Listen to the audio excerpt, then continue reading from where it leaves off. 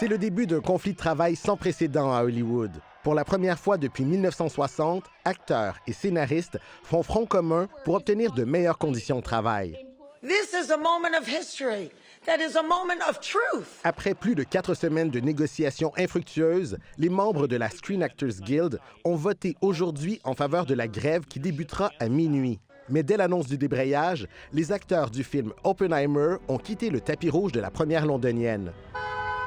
En cause, l'arrivée du streaming qui a modifié nos habitudes de consommation et contribué à précariser les conditions de travail des artisans du 7e art. Ceux qui n'ont pas été rémunérés à leur juste mesure, ce sont ceux qui créent et font les histoires, donc les scénaristes, les acteurs.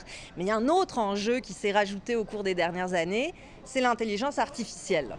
Face à ces nouveaux enjeux qui fragilisent leurs emplois, les scénaristes américains ont déclenché une grève en mai. Les impacts se font déjà sentir avec l'annulation de talk-shows de fin de soirée, le report des tournages de certains films et séries, comme la 5e saison de Stranger Things.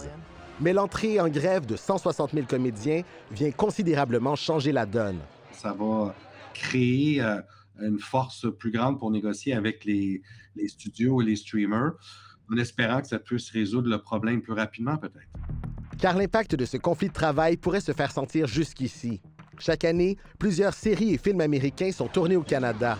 Au Québec seulement, près de la moitié des 55 000 emplois dans l'industrie québécoise de l'audiovisuel sont générés par des productions étrangères, très majoritairement américaines. Il y a bien des secteurs ici, même à Montréal, qui ne vont pas travailler autant, qui auront moins d'opportunités pour travailler. Donc, c'est sûr que c'est très sérieux comme impact. Les conditions de travail se sont dégradées partout et on est tous en train de se dire comment on va faire pour traverser cette période-là. Ce sont des années charnières.